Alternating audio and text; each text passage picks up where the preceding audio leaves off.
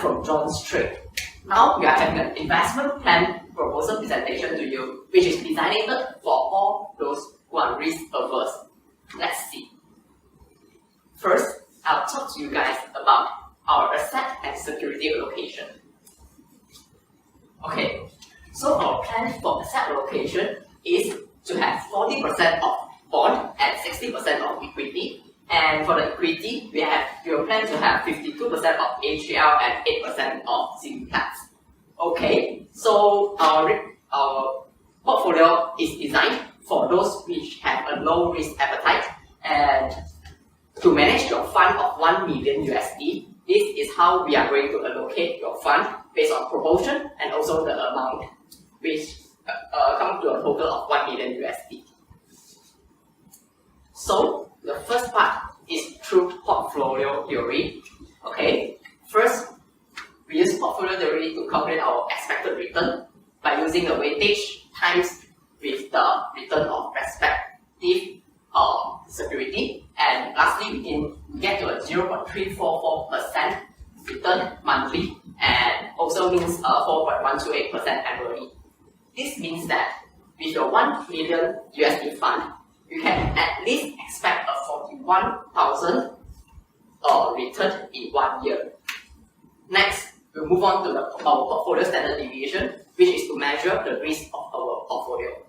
As you all know, we are for the risk averse, so our plan is to make the standard deviation as low as possible. And through portfolio theory, we calculated our portfolio standard deviation is actually 1.1001%, which is a very low risk. Next we'll look at the CAPM theory.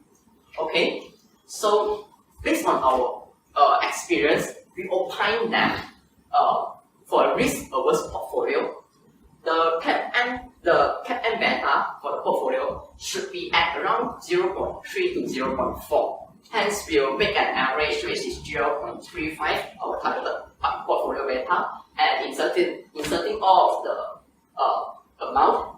And lastly, we get the weightage of AGL should be 0.52 or 52%, while the weightage of Zimplats should be 0.08, which is 8%. Okay, by using this portfolio beta, the expected return by using CAPM, what we found out is 0.027% return monthly, while 0.324% annually using CAPM. Okay, so overall, through these two theories, we found out that our portfolio may not be as good in terms of return, but our standard deviation, which is the risk, is very low, which is suitable for those who are risk averse. Next, I'll pass on to my colleague. So I'll proceed on the second section, which is how do we determine actually which stock to include in our portfolio. So we will use top-down approach from the country, and we will proceed to industry and then to the company. So the country we choose is that actually Australia, and the industry of energy and mining sector of Australia, and then finally the stock that we pick into our portfolio, which is AGL Energy and also Zimplats. So Australia, why do we choose Australia is that it only consists of 0.3 of world population, but it actually contributes to 1.7 of world total gross domestic production in 2017.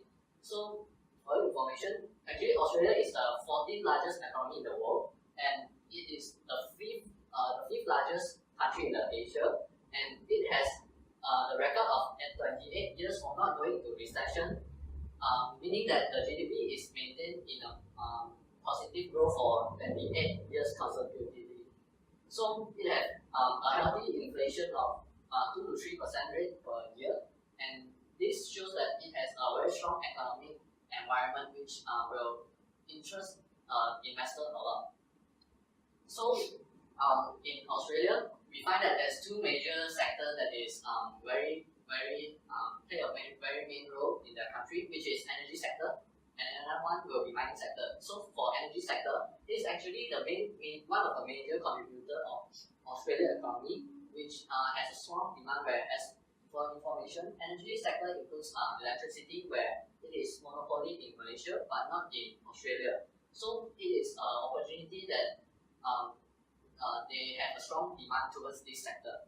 So data shows that energy exploitation is actually 3 times of domestic consumption, meaning that Australia actually produce more energy to export to foreign country more than their domestic use, and hence they have proven record of the revenue increase from the company in the energy sector in overall, which has a 21.6% of increase from operating expenses from 2006 to 2017.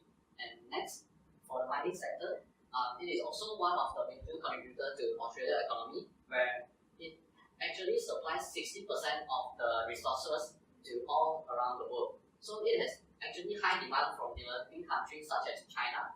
And the mining sector, in overall, all the companies have good ratio such as EBITDA, net profit margin, return on capital, and so on. So moving on to the company, for the energy company, actually we selected AGL Energy, which is Australia's largest electricity generation company. So that this company, they also actually is the largest renewable energy listed in Australia.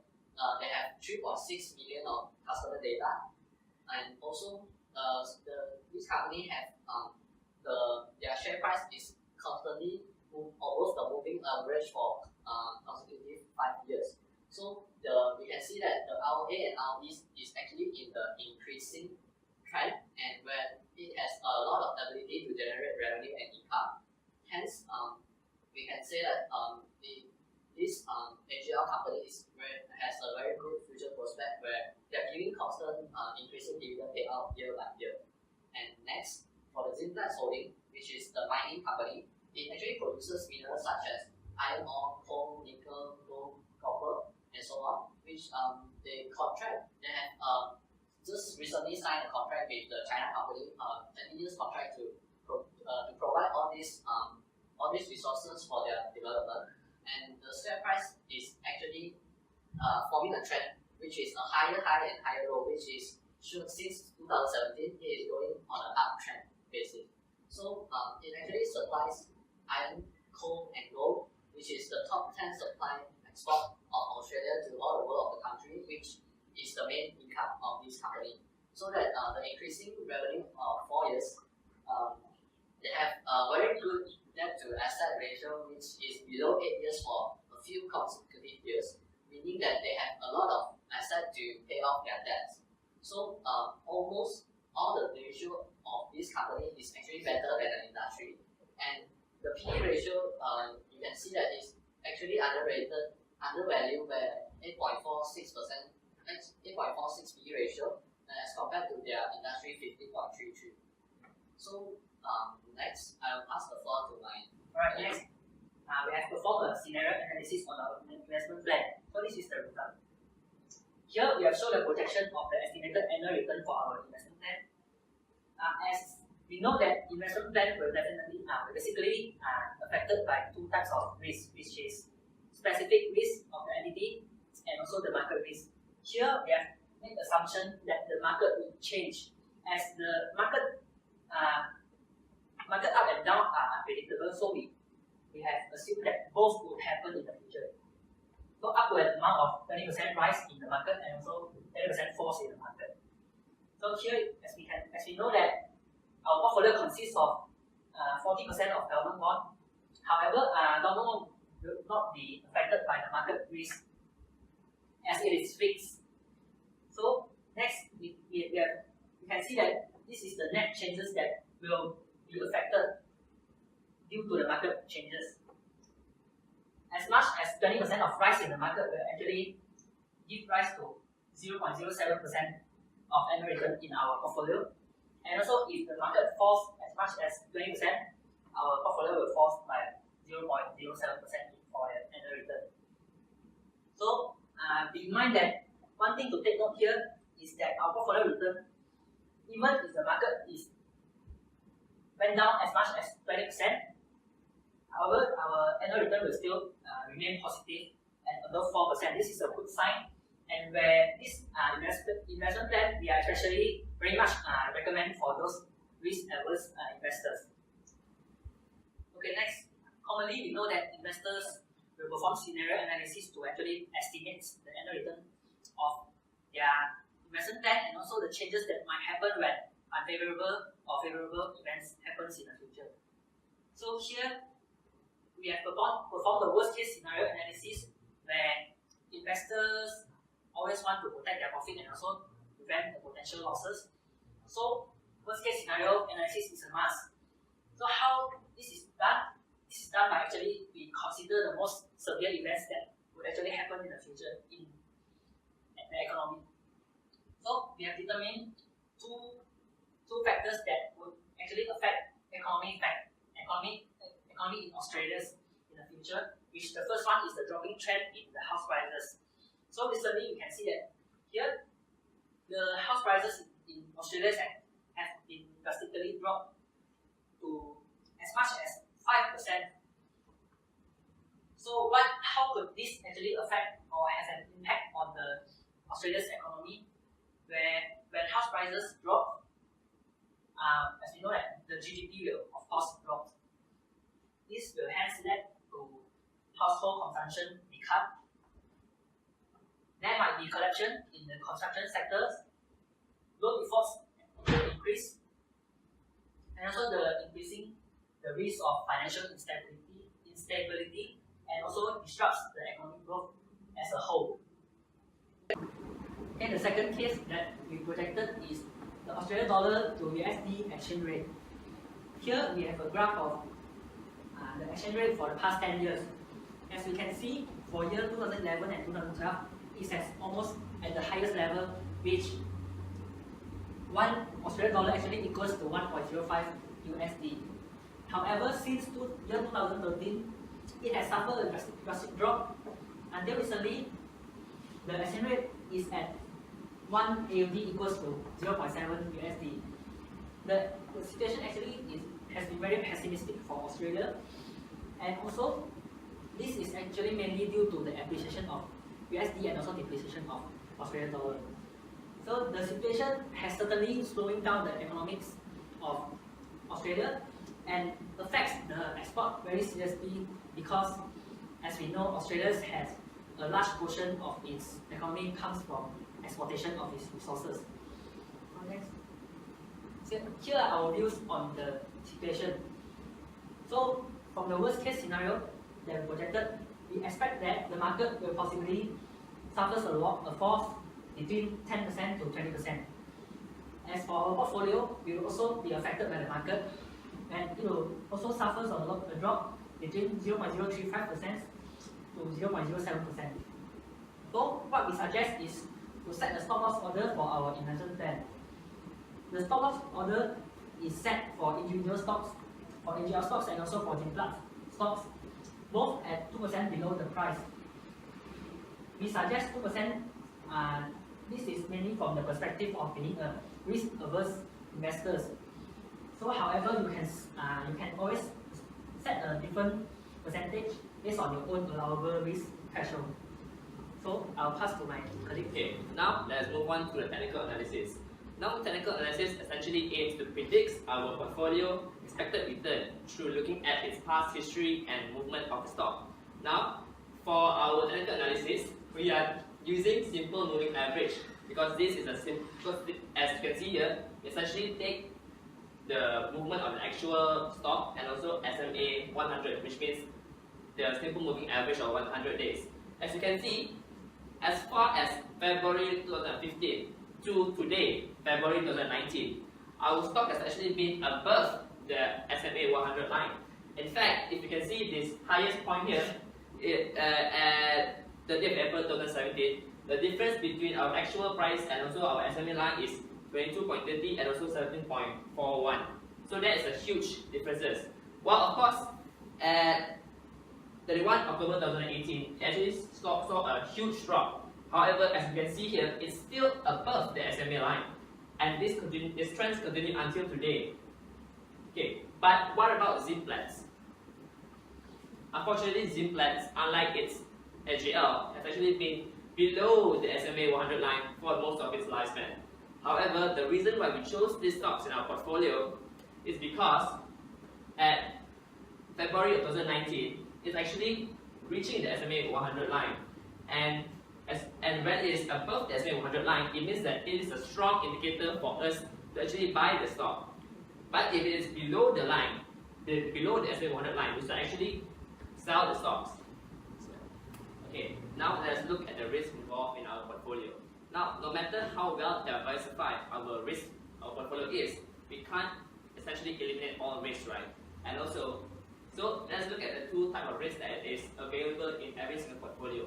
Number one, the systematic risk that affects everyone in the market, regardless of the portfolio that they chose. Number two, unsystematic risks that only affect a certain particular companies in the market. Now, let's look at the unsystematic risk. Number one, the reputational risk. Now, this is essentially the risk of a bad publicity negatively affecting the perception and also the performance of the company. Now, remember, AGL and Ziplat are companies that are involved in the energy and the mining sector. So, they have a lot of regulation and framework with regards to the things that they can do and the things that they can't do. So, non-compliance with this framework will actually give them a bad rep, and investors will be as willing to invest in them. Number two, strategic risk. Now, strategic risk is essentially the risk of a wrong business decision effectively bringing down the entire business. Now, for AGL and Ziplat, they are both involved in mining and energy sector excavation, right? So, what if they actually chose the wrong location to excavate? What will happen here is that they will waste a lot of manpower, they would waste a lot of time, and they also would waste the machinery that they would have to retrieve from the site, right? Number three, national resource risk. Now, this risk is actually it is affected by every company that with a high dependence on natural resources. So there's two examples here. One is the risk of the companies being unable to find the natural resources, which means that when they can't find the resources, essentially the entire business operation will collapse. Number two, fluctuation of resources price. Now remember, the prices of the things that this company sell, they are not 100% determined by the company itself. It is actually partly affected by the market price. So therefore, if the market price tomorrow goes down, the profit of the company will actually suffer. Now, let's look at the systematic risk. Now, for the first part, foreign exchange risk. This risk is essentially most problematic for companies with a high dependence on multinational transaction, right? Because this essentially deals with the exchange rate of the currency. Let's say that in the future, AGL and Ziplat want to export their products to outside Australia. So a stronger currency will actually be a burden to them because now they have to charge a higher price than their competitors. However, if they want to import technology into Australia for the excavation, a weaker currency of the Australian dollar will actually mean that they have to pay more for the technology. Number two, interest rate risk. Now, the interest rate risk deals with unexpected change in interest rate. Now remember, our portfolio has a 40% weightage in bonds, and bonds have a negative correlation with interest rate, meaning that as the interest rate go up, our rate of return for bonds actually decreases. And number three, inflation risk. Now, also known as the purchasing power risk, because the higher inflation means that our purchasing power will actually decrease. Now, during a period of high inflation, investors are not as keen to invest because the real rate of return of their investment is actually lower than before. Now, to conclude our presentation, right? Now, if we were to see our portfolio and CAPM theory, we would see that our return might not be as high as we would like. But remember, the risk of our portfolio, our SD, standard deviation, is very, very low at only 1.1%. And of course, when we are trying to choose these two portfolio and these two bonds, right, we have done extensive throughout research using the top-down approach in order to choose Australia, energy, and mining at the end. Of course, we have outlined the risks involved in this portfolio as well as the worst-case situation that can happen to this portfolio. Therefore, if you think that this return with this amount of rate and you feel like you can bear the risk and the worst-case scenario happening, I feel like our portfolio is a good place to invest. Thank you very much. And here is our references.